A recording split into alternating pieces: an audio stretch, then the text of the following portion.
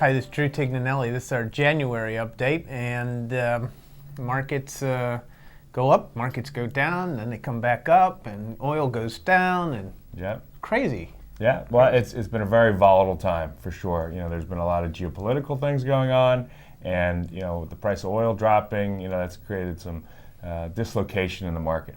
And the Russian ruble, about a week or so ago, dropped by 20% in one day. Yeah, 20% in one day. How do you think Putin likes that? I don't know, but the Russian people are hurting. I mean, you had the currency is 50% less valuable than what it was just a few months ago. Could you imagine that if we could only buy 50 cents on the dollar in just a few months from world traders than what we could have bought a few weeks ago? Yeah. I mean, that would be devastating to a country.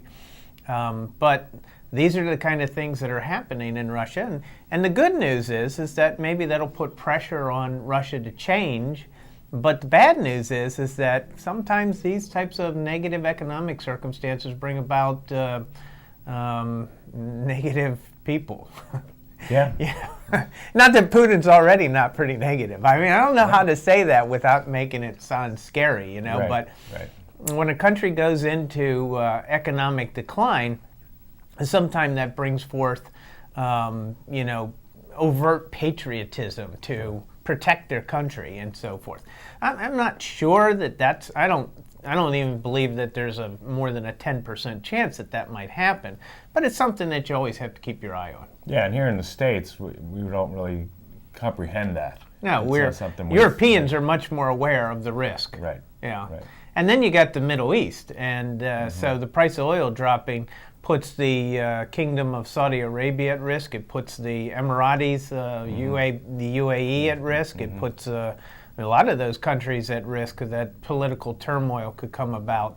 So, there's mixed bag that when we go to the gas station, we're pretty excited, you know? I mean, I calculated it on the way to work the other day that I'm probably saving $1,000 a year in gasoline because of the dollar sum drop in the price of gasoline. That's a significant amount of money. Right. Now, I drive more than the average person, but still, I bet you the average person saving $50 a month easily, $600 a year. Sure. And they're all putting it in their 401k. You're pulling my leg, I think. Well, I mean, that's what they should do. That's right. So from the financial planning perspective, we would tell people about increasing contributions and the like. But the reality is that we find that the consumer just reallocates those dollars. They don't save it. They reallocate it to other purchases. And it is Christmas season, so people are out there, and buying and. Oh, but from their.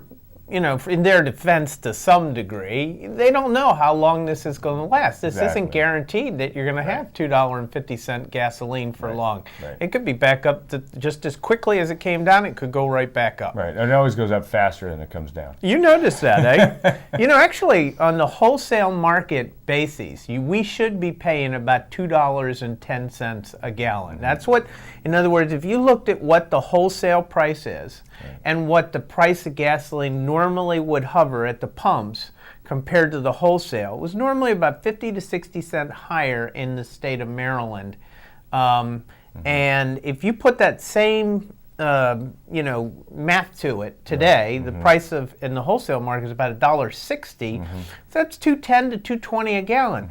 But like you say, it's inching down. Right. Whereas when that price goes up to $2, I'd bet anything that we're at $2.60, or if it goes up to $2.25, we'll be at $2.75 in about a day or two. Yeah. I mean, the gas stations claim that they've bought the oil and gas at those elevated prices, and that's what's in their tank, and they got to work through it. And that's what they say. But when the price goes up, they don't seem to worry about that. They have that benefit cheap. Of that, right? It's not working. But then again, most gas stations make their money on selling sodas and coffee and other treats, Snickers bars, bars, and things of that sort. But anyway, the markets are, not horrible in any way, shape, or form.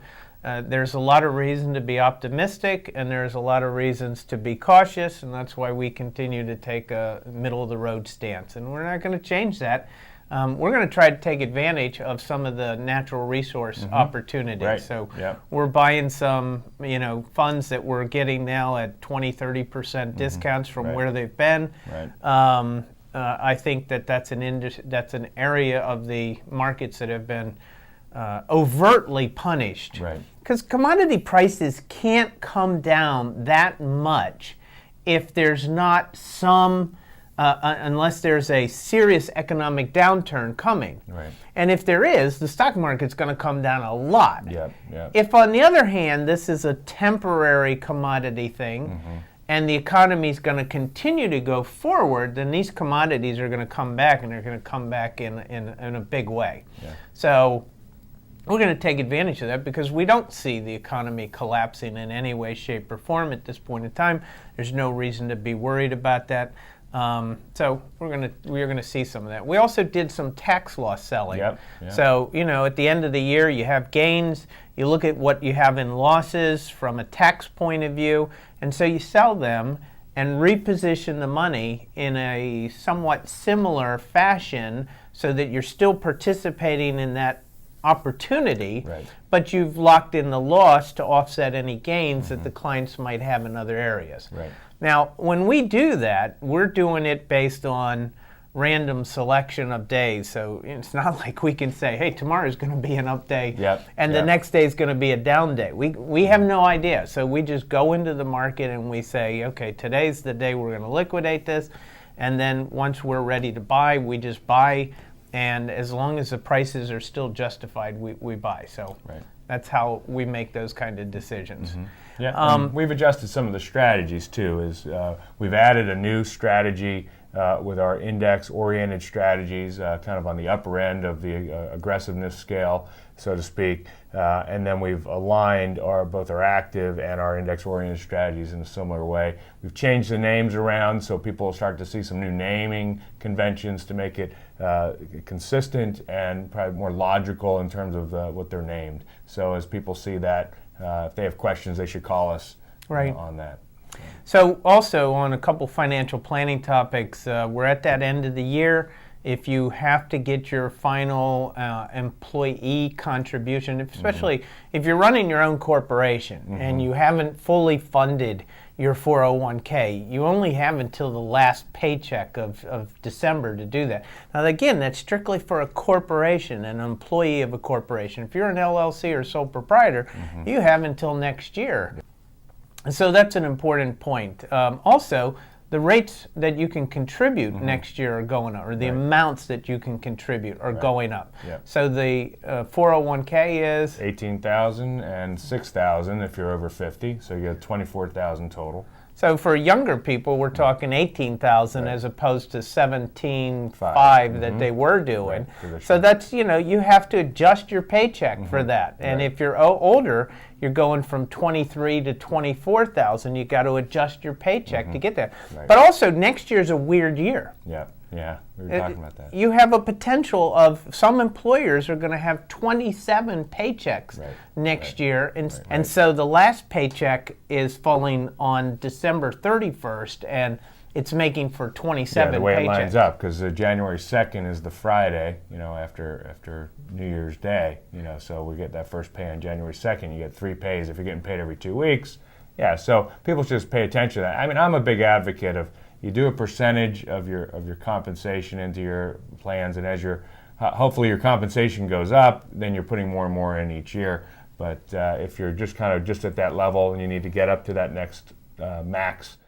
So the simple IRA also went up, and for the simple IRA, if you're under 50 years of age, it's $12,500, and if you're over 50, you get a catch-up of $3,000. Right. So that's gone up now to people over, it's $15,500, and people under is $12,500. But that has to be increased also if you want to maximize your contribution. And it's very important that you think about this. And if you're maximizing, you don't increase that pay. Nobody's going to remind you that you haven't maximized. Right. So exactly. You got to get that in. And so that's the end of our January update. And again, Merry Christmas. This is Drew Tignanelli saying God bless.